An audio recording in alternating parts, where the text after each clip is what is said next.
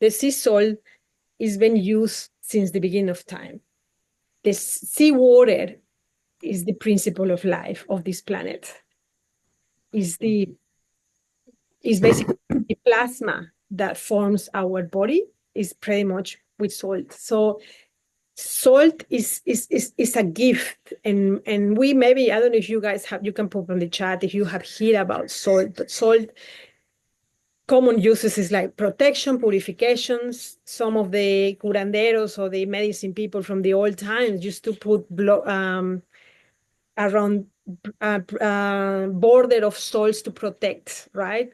So salt has been very, very sacred, and it's basically, it's been weaving into the whole spiritual and the physical fabric. So sorry, just gonna see. I can barely see you guys. I'm just gonna. Okay, this better. So salt is essential for survival, right? And salt is not only purification, it's not only protection. Salt is a way how we communicate with the spiritual realm. What we did with that fire that went crazy, it's been a lot going on. We are in a period of a lot of transformation within the collective. And because we are shedding, there are many things that within us that are dying. There are many inorganic energies that are leaving us, the bodies of the humans. But also, if we are not strong, these energies can come out. Like, how can we know if that an inorganic energy is within us? If we are having thoughts like when Danny was sharing about how she was feeling about that darkness of the soul, and the moment that she just thought about that beautiful fire insect, firefly, the behavior of the smoke was pretty amazing how it felt. So when we're having thoughts of that are not according to our higher self, what is a thought that is not according to our higher self? Oh, I'm not enough.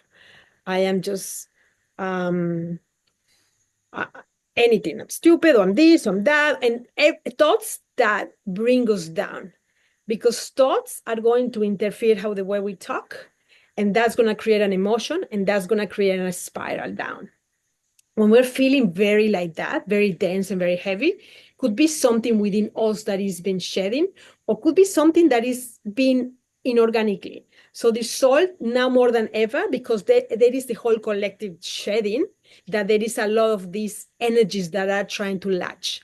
So I will really invite you that you have a beautiful vessel, and it's not the salt that you're going to use for cooking and for that. It's just salt for your altar that you are going to be able to cut like we did today. I mean, Rhonda was asking me, how can I do the fire? Well, this fire is a little bit tricky. If you see when it just really nuts, I hope that I can take the video, because the images that a fire shows is quite remarkable. But we need the obsidian knife to cut and to clean. So that is a prayer for cutting and cleaning wherever is inorganic within our field. But fire and salt and water is quite special. Salt and water, salt and earth.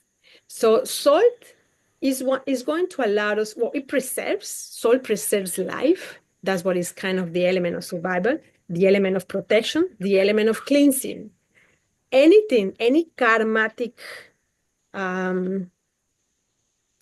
cord that we are holding from our ancestors, if in our line, our ancestors, and we all have this blood of part of us, have this blood of these ancestors that maybe went to a land and completely diminish and cause a lot of problems. So we all have that karmic in our us. So wherever is where, so we have the victims, but we also have the victimors. So and maybe directly in our line, there is even more darker stuff within our blood. And salt allows us to completely cleanse and cut. We're going to dive very deep into these rituals with water in the coming water element that we start at the end of January. But today we're going to do something that it would be really allow you to integrate this that I'm sharing. And I would really highly recommend you that you have salt within your altar. So salt connects us with that underworld and that cosmos. So the salt is a great bridge or great line of communications with that invisible, and also brings balance. If we see the salt in our food, it brings the flavors together.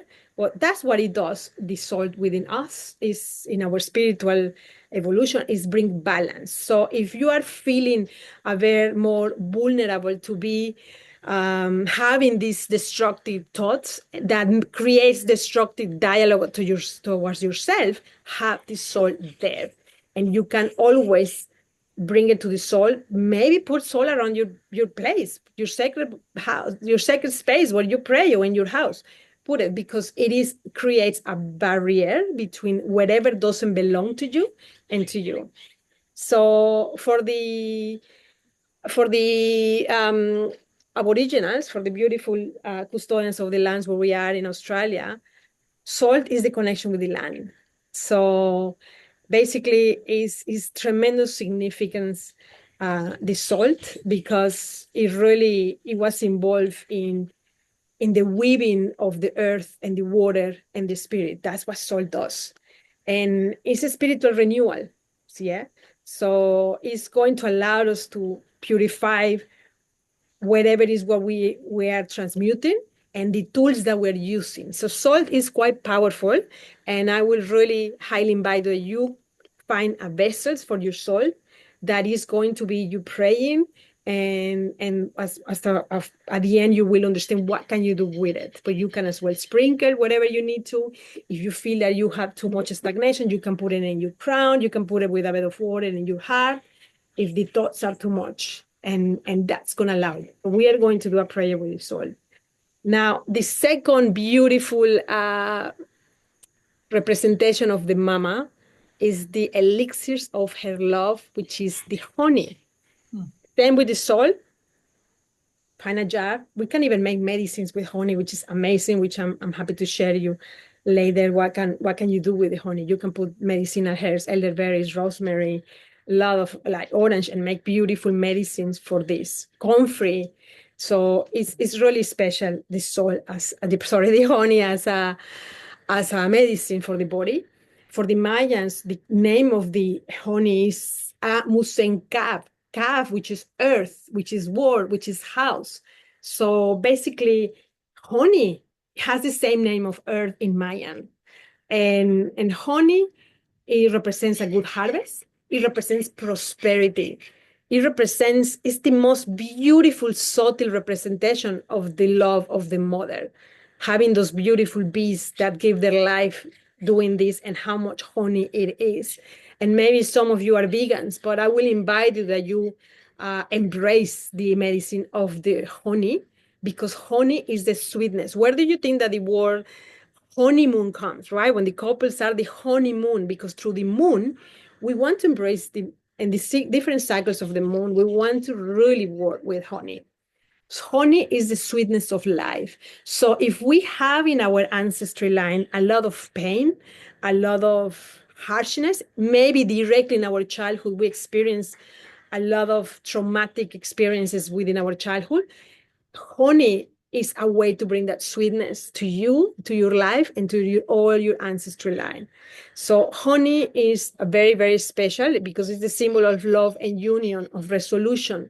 So this is the time, and I'm giving you these tools because this is the time that is very crucial, that we bring resolution with our ancestors, with the land where we come from, with the body that we are made of. So again, and I always will repeat that, it's beautiful to have memories from other lives, and that we feel very aligned with another culture. But you need to honor where you come from. You need to honor where your bonds are from. So honey is transformation as well, and is healing, and bring that beautiful medicine of of prosperity.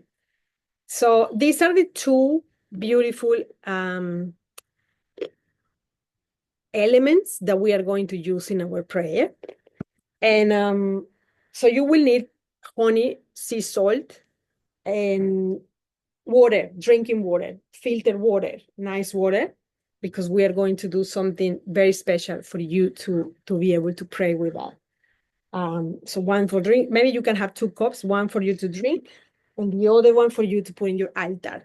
Those women coming to the in-person immersion in January, please bring that water that has been prayed from your altar with salt and honey, just a drop of honey. We don't want ants in your altar, just a tiny drop, and you can put it always there, because there's a way how we communicate. Water is the emotional realm. And I love it because today I was actually doubting that I was going to be able to make a fire because the rain has been nonstop. And I just think that is quite interesting that we are transitioning to water, and we're going to have the waters are here. And the waters, we have the spirit of the fire, we have the vessel that holds the fire, and now we have the movement of the emotions that is water.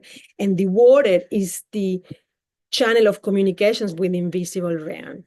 In water, through our sensational, with our emotional realm, is where we can really, really connect with that deep intuition. Water is the symbol of the feminine principle of the earth. So we are water. So we're going to do something very beautiful with water and soil today. And lastly, this third element, this one is something that you guys don't have yet. For those women that are doing the whole earth thing, you will get it at its right time. We have this very special, I don't know if you can see yourself, obsidian mirror. Obsidian is a very, very powerful, well, it's not even crystal, it's a very powerful mineral that is used to completely cut.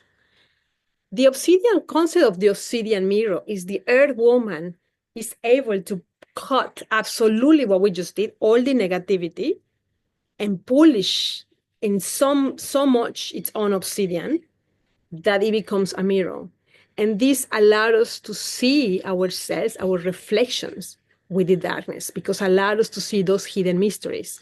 And that allowed us to embody the concept that we are mirrors. So absolutely everything that it happens into your life, every situation that it happens into your life with another person or with whatever that you don't like, is showing you, just remember this obsidian mirror, because it's showing you something that is inviting you to work in, something that you haven't worked within you. In the same way, if you love someone so much, you connect with someone so quick, you got in a beautiful environment that you feel so, it's because there is something within you that you have worked with it and you are in love with you. So the obsidian mirror is going to be something very special. If you can get a small obsidian rock or a little stone that you can put it on your pouch with you all the time, because again, this is another very protective element that is going to help you in these times.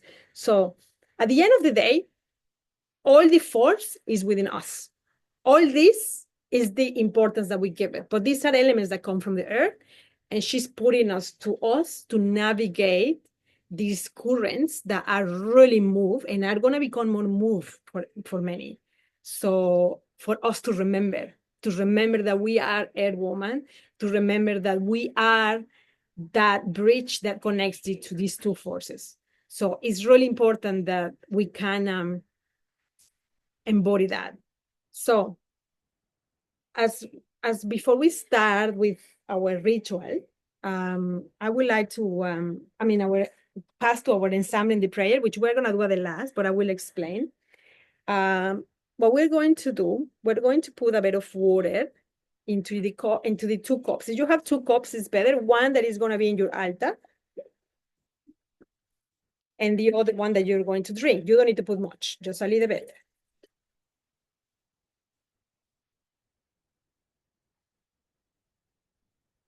And before we're gonna do a little movement, not full-on movement like we usually do, because we're doing movement every week, but we're going to do just come to our body. But at the end of the little meditations, we are going to do our prayer and we're going to do our water. So basically what you are going to do when you come back from these meditations, you're going to have a little spoon of the salt, What is what you are asking the salt? What protection are you asking? What is what you oops. Maybe someone said, I don't remember who said, I want to be able to connect. I think it was Rice, to connect deeper with that invisible, to be that channel. Or I want to clean, or I want to be able to ask the soul to help me to cut all those cords that I need to with my ancestry line. All those cords of maybe financial stagnation, maybe be feeling lonely and wrong relationships. What is what you're cutting? What is what you want to ask the soul? And then when you're ready, you're gonna put it in the vessel of water in each. So here, in the one that is gonna go to your altar, you're going to put whatever it is when you wanna be working towards the solstice. For example, if you wanna work, you feel that maybe the finances have no, you feel a blockage that is not yet resolved, maybe finances, health, relationships, what it is, you're going to put it in your altar. And in the water that you are going to take, you are going to bring that power of the soul, that protections within my vessels. I drink it, that cleansing, that protection. So it can really, as I drink it, it can really nurture and cleanse all my cells. So we're gonna do that as soon as we come back from the meditation, so you have more clarity. And then the honey, actually, we should start first with the honey and then with the salt, and I will tell you why when we finish, otherwise it's gonna be too salty. And the honey to your altar. What is the sweetness that you're bringing to your life, to your lineage? Maybe you have a lot of pain from your ancestry line, from your mother line, from your father line, or maybe some stuff of you that you were very harsh to you, that you haven't allowed yourself to embrace the sweetness of life. There is something within you that sabotages you. So then you're going to put this one for the altar one is a tiny drop. You don't want much, just a little drop, because it's going to be in your altar and you're going to be praying with it the coming day.